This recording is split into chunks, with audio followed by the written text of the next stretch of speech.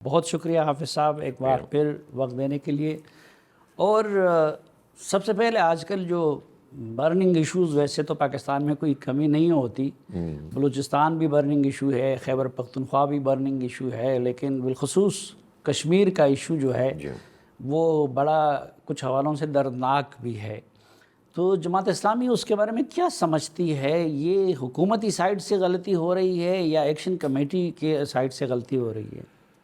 صافی صاحب، واقعی یہ بہت ہی تشویشناک بات ہے کہ آزاد جموں و کشمیر جو ہمارا بیس کیمپ ہے آزادی کشمیر کا، اور آپ کو یاد ہوگا کہ جب مودی اس طرح کی بات کیا کرتا تھا کہ ہم تو آزاد کشمیر پہ بات کرنا چاہتے ہیں، تو ہم اس کا مذاق اڑاتے تھے. چونکہ مقبوضہ کشمیر کے حوالے سے ہمارا ایک موقف ہے اور ہم نے 78 سال اس موقف کی بنیاد پر بھارت کو آئسولیٹ کیا ہے، کم زیادہ، لیکن بہرحال وہ بیک فٹ پہ رہا ہے. پہلی مرتبہ یہ ہو رہا ہے کہ ان کو یہ موقع مل رہا ہے کہ وہ ہمارے آزاد کشمیر پر بات کر رہے ہیں، اور یہ موقع فراہم ظاہر ہے کہ کسی ایک طرف سے نہیں ہے، ایک مجموعی ایک سمجھ لیں کہ کنڈکٹ ہے جس کی وجہ سے سب کچھ ہو رہا ہے. دیکھیں، اگر آپ صرف یہ کہیں کہ جوائنٹ ایکشن کمیٹی ذمہ دار ہے یا حکومت ذمہ دار ہے، تو یہ تو ایک ادھوری سی بات ہے. یہ مسئلے پیدا ہوتے کیوں ہیں؟ یہ مسئلے اس لیے پیدا ہوتے ہیں کہ جب آپ بنیادی ضروریات لوگوں کی پوری نہیں کر رہے ہوتے، اور لوگوں کو اپنی ترجمانی کرنے کے لیے کوئی میسر بھی نہیں آتا. آزاد جموں و کشمیر میں لوگوں کا عام تاثر یہ ہے کہ یہاں اس کی حکومت بنتی ہے جس کی حکومت اسلام آباد اور پنڈی بنانا چاہے. پہلی بات تو یہ ہو گئی. پھر عملاً ہوتا بھی ایسا ہے، ایک ٹینیور میں 4 سے 5 وزیر اعظم تبدیل ہو گئے، اور ایک وقت تو ایسا آیا ہے کہ ایسے وزیر اعظم بنے کہ جس میں سارے کے سارے ممبران جو تھے وہ حکومت میں شامل ہو گئے اور کوئی اپوزیشن ہی نہیں تھی. جب اتنا بڑا گیپ پیدا ہو جائے گا تو اپوزیشن کا کردار پھر عام لوگوں نے ادا کرنا شروع کیا، اپنے مطالبات منوانے شروع کیے، اور جب لوگوں نے اب عوامی جدوجہد کے نتیجے میں کامیابی حاصل کرنا شروع کی، اور پھر وہ بھی ایک عجیب بات ہے کہ اس میں بھی جو پولیٹیکل لیڈرشپ تھی وہ تو پریکٹیکلی کچھ کر ہی نہیں رہی تھی. اور اس کے نتیجے میں جب لوگوں کو یہ بات پتہ چلی کہ جو اصل فیصلہ ساز ہیں ان کے ذریعے سے جوائنٹ ایکشن کمیٹی براہ راست بات چیت کرتی ہے، براہ راست چیزیں طے ہوتی ہیں، اور سیاسی لوگ صرف دستخط کرتے ہیں، تو آپ سے آپ ان کو طاقت ملتی چلی گئی. تو اس کا مطلب یہ ہے کہ فیلئر کس کا ہے؟ یہ فیلئر ان لوگوں کا ہے کہ جو سیاسی نظام کو نہیں پنپنے دیتے، اور ان سیاستدانوں کا ہے کہ جو ہر وقت اس تلاش میں رہتے ہیں کہ اسلام آباد اور پنڈی ان پر ہاتھ رکھ رہا ہے کہ نہیں رکھ رہا، جس کے نتیجے میں جینوئن لیڈرشپ سے آزاد جموں و کشمیر کے عوام محروم ہو گئے ہیں. اور ظاہر ہے کہ یہ آہستہ آہستہ اس میں آتا چلا گیا، معاملہ ان کے ہاتھ میں چلا گیا، ایک دفعہ، 2 دفعہ، تیسری دفعہ، اور اس مرتبہ تو پھر یہ ہوا کہ کلیش ہو گیا باہمی. دونوں طرف سے لاشیں گری ہیں، دونوں طرف سے خون بہا ہے، جو کسی بھی صورت میں کشمیر کے معاملے کے حوالے سے بھی، پاکستان کے حوالے سے بھی، اور آزاد جموں و کشمیر کے لیے بھی درست بات نہیں ہے.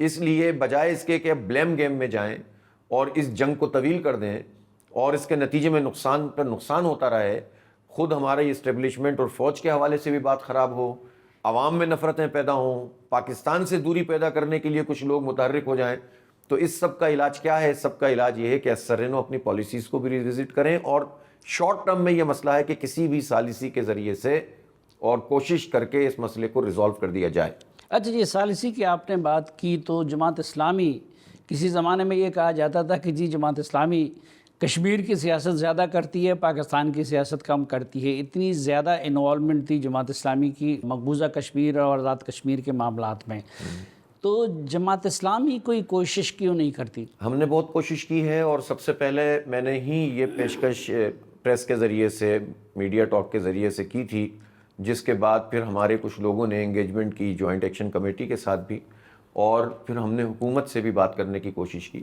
بلکہ اس سے پہلے میں نے خود پوری اپوزیشن کے پاس جا کر، دیکھیں، میں پی ٹی آئی کے بیرسٹر گوہر صاحب کے پاس بھی گیا، محمود خان چکزئی کے ساتھ بھی گیا، راجہ ناصر صاحب کے پاس بھی گیا، مولانا فضل الرحمان صاحب کے پاس بھی گیا، شاہد خاقان عباسی صاحب کے پاس بھی گیا.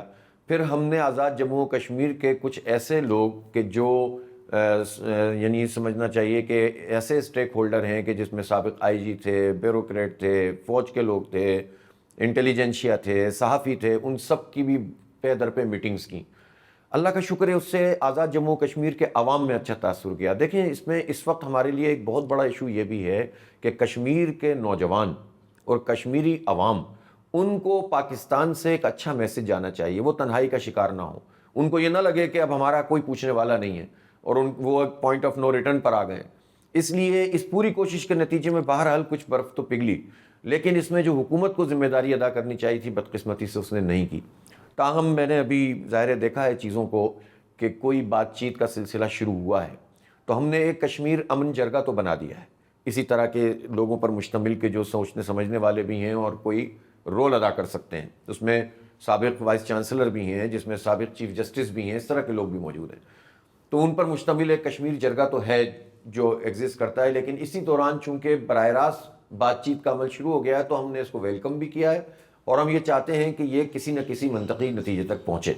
تو مجھے امید ہے کہ یہ مسئلہ فوری طور پر تو ریزالو ہو جائے گا, لیکن حتمی طور پر اگر آپ مسئلہ ریزالو کرنا چاہتے ہیں آزاد جموں و کشمیر کا, تو جو عوامی مطالبات جو جینون ہیں ان کو ماننا بھی پڑے گا.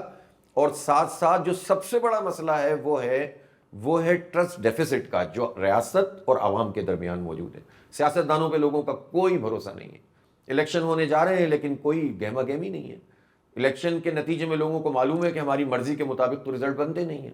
تو جب سیاسی نظام پر لوگوں کا جو اعتماد ہے وہ بالکل شیک ہو جائے تو پھر کوئی بھی حادثہ رونما ہو سکتا ہے. اور یہ صرف آزاد جموں و کشمیر ہی نہیں, پاکستان کی صورتحال میں بھی جگہ جگہ سیاسی ٹائم بم لگے ہوئے ہیں. اور اگر ہمارے حکمرانوں نے اپنی عاقبت نااندیشیاں ختم نہ کی تو پھر کسی کے سے سنبھالے نہیں سنبھلے گا. یہ جماعت اسلامی الیکشن میں حصہ لے رہی ہے آزاد جموں اور کشمیر میں؟ جی بالکل لے رہی ہے. ظاہر ہے کہ اس کے علاوہ ہمارے پاس کیا چوائس ہے.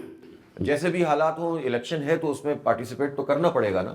اور ہم یہ چاہتے ہیں کہ آزاد جموں کشمیر کے لوگ بھی اب برادری ازم سے اور ان چیزوں سے نکلے کہ جس کے نتیجے میں اب تک یہ سارے لوگ جو ان بنیادوں پر آتے ہیں پھر یہ سیل آؤٹ کر دیتے ہیں ساری تمناؤں کو اور خواہشات کو, اس سے نکلیں. دیکھیں میں آپ کو ایک سینیریو بتاتا ہوں. اگر جماعت اسلامی کے 10-15 ممبران اس وقت آزاد جموں و کشمیر کی اسمبلی میں موجود ہوتے تو آپ سمجھ سکتے ہیں کہ یہ صورتحال کشمیر میں پیدا ہوتی. آپ یقین کریں جماعت اسلامی تو اپنا سب کچھ قربان کر کے بھی لوگوں کی خدمت کرتی ہے. دیکھیں جب 2005 میں زلزلہ آیا تھا تو جماعت اسلامی نے تو اپنا یہ نہیں دیکھا کہ ہمارے ممبر کتنے اور لوگوں نے ہمیں ووٹ کتنے دیے تھے, فدا کر دیا تھا, اپنے آپ کو ختم کر دیا تھا اور لوگوں کی اتنی خدمت کی تھی اور پورا پاکستان ان کی پشت پر آ کر کھڑا ہو گیا تھا. مقبوضہ کشمیر کے معاملات پہ تو جو کچھ بھی ہم کر سکتے تھے اللہ کا شکر ہے ہم کرتے ہیں اور اس سے زیادہ کرنا چاہیے اور زیادہ کریں گے انشاءاللہ. لیکن آزاد جموں و کشمیر کے حوالے سے بھی کوئی ایسا موقع جس میں لوگوں کو ضرورت ہو ہم پیچھے نہیں ہٹتے. ہمارا پروگرام پاکستان میں چل رہا ہے بنو قابل کا نوجوانوں کا, لیکن ہم نے مظفر آباد میں شروع کیا اور ابھی پچھلے مہینے کی بات ہے کہ وہاں پر پورا گراؤنڈ بھر گیا تھا, نوجوان طلبہ و طالبات تھے, انہوں نے ٹیسٹ دیے. اب ان کا ہم نے پورا ارینجمنٹ کیا ہوا ہے, سب کو پڑھائیں گے انشاءاللہ.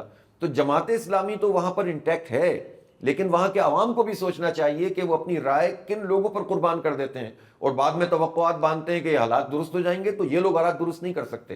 ایک طرف ہو کر اگر ہمیں سپورٹ کر دیں جماعت اسلامی کو, آپ یقین کریں انشاءاللہ پھر کسی کو یہ مجال, یہ جرت نہیں ہو سکے گی کہ وہ تقسیم پیدا کرے, دوریاں پیدا کرے, لوگوں کے حقوق کو پامال کرے.